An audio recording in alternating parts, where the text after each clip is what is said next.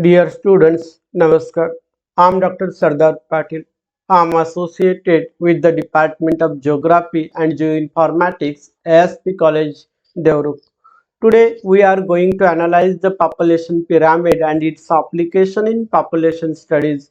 First of all, let's have a look in learning objectives. Learning objectives can be represented in terms of knowledge, understanding, and applications. In terms of knowledge, you can explain the conceptual background of population pyramid and its historical development. In terms of understanding, you can understand the correlationship between the age and sex structure of the population with the population dynamics and quality of the population. Also, you can predict the future trend of population and the facilities that need to be provided to a specific section of the population. In terms of applications, you can prepare a population pyramid with the help of data provided to you. Also, you can compare the population pyramids of any two regions or two countries and develop your own model of population dynamics, and you can explain the quality of the population that is present in a specific country or in a region. The population pyramid is a way to visualize two variables, that is age group and sex structure of the population. They are used by demographers who study populations. A population pyramid is a graph that shows the distribution of ages across a population divided down the center between male and female members of the population. In this graph, you can see that age group has been depicted at the center of the graph, and towards left side male population has been depicted, and towards right side the female population has been depicted here. The graphic starts from youngest at the bottom and oldest at the top. You can see here the youngest population is depicted at the bottom and oldest population is depicted at the top. It is called a population pyramid because when a population is depicted through the graphic forms, the shape is triangle.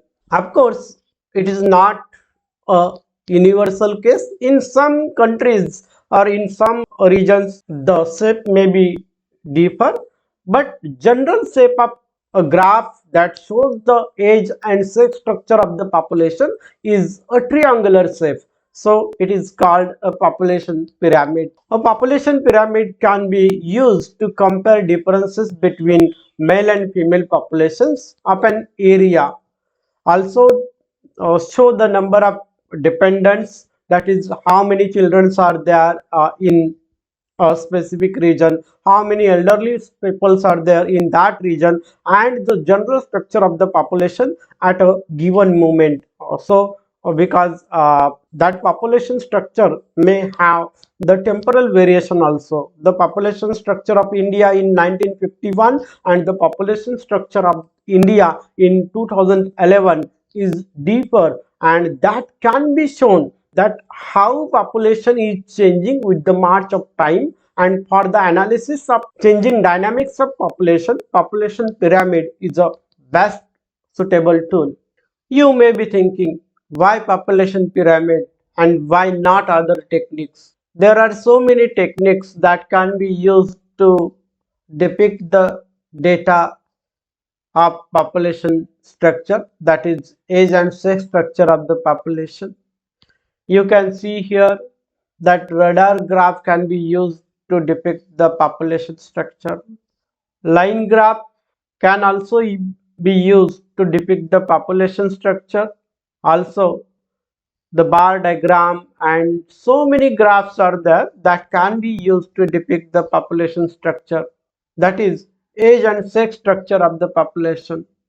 But if you talk about the population pyramid, you can see here you can easily compare between male and female population. Also, you can easily compare between working and non-working population, and it is most useful for the future prediction and providing and creating the facilities for the population. So, population pyramid is the best suitable tool for the analysis of the age and sex structure of the population. There are so many applications of population pyramid, but some which are most useful or most focused applications are calculation of percentage of male and female population, that we can get the information related to percentage of male and female population in a country. Also, we can get the information about age groups and dynamics of age groups, I mean how they are changing with the march of time. In the study of life expectancy and for the calculation of dependency ratio, population pyramid is really helpful. So we can calculate levels of economic development based on life expectancy and dependency ratio. Also percentage of male working population, female working population, then how many children are there, what will be the possible future youth that will be helpful for the economic development of a country. Based on that, one can easily calculate the levels of economic development and future levels of economic development. And for the future planning purpose also, population pyramids are most useful, because suppose there are more percentage of children in population structure of a country, at that time more focus should be given on the development and creation of the facilities related to children's. And if there is more proportion of old persons, I mean elderly persons, at that time facilities related to elderly persons should be provided. That emphasis should need to be given by that country. There are so many applications are there a population pyramid. I have just discussed about very few applications of population pyramid. Population structure is changing with the march of time, and it is affected by the birth rate, death rate, and the rate of migration. Here you can see that the population structure of America is changing throughout 1960 to 2014, and accordingly the population pyramid, that is structure of the population pyramid, is also changing, and it is a result of the birth rate, death rate, and the rate of migration. After analyzing the conceptual background, necessity, applications and structure of population pyramid, we are going to prepare a population pyramid. For that purpose, the data of age and sex composition of the Indian population has been provided for the census year 2011, and here you in this table you can see that data of age group, then male population and female population has been provided. Age groups are divided into 0 to 4, 5 to 9, 10 to 14, and so on, and it will end at 100 plus. Also the data is classified into male population and female population. Initially you need to write a title, or you need to give a title for your population pyramid, I mean graph that you are going to build according to age and sex composition of the population. Also initially you need to demarcate the x-axis and y-axis. In this graph I have demarcated x-axis at the bottom and y-axis at the center, and we are going to write the information of age group on y-axis and information of population on x-axis. You can write the information of male population to the left side of the graph and information of female population to the right side of the graph. Here I have selected the scale, that is 1 centimeter is equal to 10 million. Accordingly you can select your own scale, and when you are going to use the graph paper for the preparation of population pyramid, at that time these vertical lines are not necessary. Here I have drawn these lines with the view that you can understand how I have selected the scale. But when you are going to use the graph paper, at that time it is not necessary to draw the vertical lines in between and the horizontal lines in between, because the graph paper itself will provide you the various squares that will be helpful to you to depict the information of age group and the information of population at respective place very neatly and clearly.